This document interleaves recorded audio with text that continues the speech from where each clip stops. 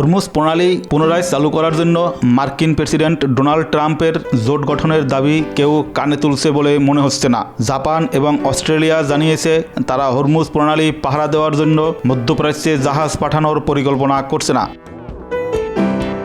ইরানের বিরুদ্ধে মার্কিন ইসরায়েল যুদ্ধ মধ্যপ্রাচ্যে অস্থিরতা তৈরি করে বিশ্বব্যাপী জ্বালানি বাজারকে নাড়া দিয়েছে। ট্রাম্প রবিবার জোর দিয়ে বলেছেন উপসাগরীয় তেলের উপর নির্ভরশীল দেশগুলির এই প্রণালী রক্ষা করার দায়িত্ব রয়েছে। এশিয়ার বাজারগুলিতে ব্র্যান্ড অপরিশোধিত তেলের দাম 1%-এরও বেশি বেড়ে $104.5 ঠেকেছে। ট্রাম্প বলেছেন চীন, ফ্রান্স, জাপান, দক্ষিণ কোরিয়া, ব্রিটেন এবং অন্যরা এতে অংশগ্রহণ করবে। জাপানের প্রধানমন্ত্রী সোমবার বলেছেন মধ্যপ্রাচ্যে নৌযান পাঠানোর কোনো পরিকল্পনা তাদের নেই। মার্কিন যুক্তরাষ্ট্রের আরেকটি গুরুত্বপূর্ণ মিত্র অস্ট্রেলিয়া বলেছে তারা প্রণালী পুনরায় চালু করতে সহায়তা করার জন্য নৌযান পাঠাবে না। মন্ত্রিসভার সদস্য ক্যাথরিন কিং বলেছেন যুদ্ধ শুরুর আগে আমাদের অবহিত করা হয়নি, আর আমরা এই যুদ্ধের অংশ না এবং আমরা এই যুদ্ধে যুক্ত হতে চাই না। ট্রাম্প বলেছেন বেইজিংয়ে চীনা রাষ্ট্রপতি শি জিনপিংয়ের সাথে তার বৈঠকের আগে প্রণালীটি খুলে দিতে সাহায্য না করলে তার চীন সফর স্থগিত হতে পারে। চীনের পক্ষ থেকে কোনো মন্তব্য পাওয়া যায়নি। ট্রাম্প ন্যাটো মিত্রদের উপর প্রণালী রক্ষায় সাহায্য করার জন্য চাপ বাড়িয়ে সতর্ক করেছেন ন্যাটোর সদস্যরা ওয়াশিংটনের সাহায্যে না এলে খুব খারাপ ভবিষ্যতের মুখোমুখি হতে হবে। এদিকে ইউরোপীয় ইউনিয়নের পররাষ্ট্রমন্ত্রীরা মধ্যপ্রাচ্যে একটি ছোট নৌ মিশন পাঠানোর কথা বিবেচনা করছেন, তবে হরমুজ প্রণালীতে এর কোনো ভূমিকা থাকবে না বলে জানিয়েছেন তারা।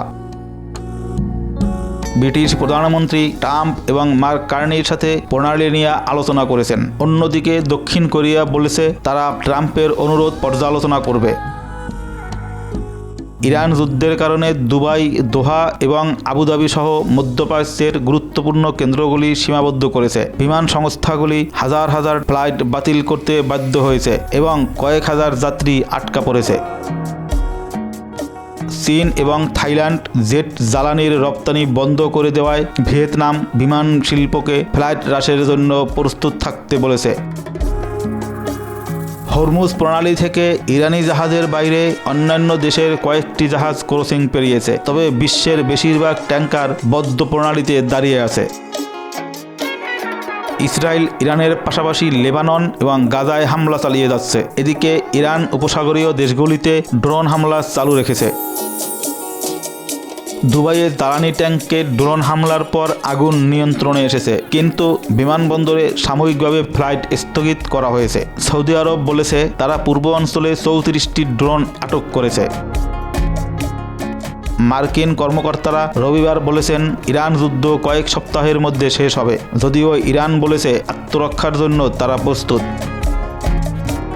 ট্রাম্প খার্গ দ্বীপে আরও হামলার হুমকি দিয়ে বলেছিলেন ইরান আলোচনা করতে চায় এবং মার্কিন যুক্তরাষ্ট্র ইরানের সাথে কথা বলেছে। তবে ইরানের পররাষ্ট্রমন্ত্রী আব্বাস আরাকচি বলেছেন আমরা আলোচনা করছি না, আমরা নিজেদের রক্ষা করতে প্রস্তুত।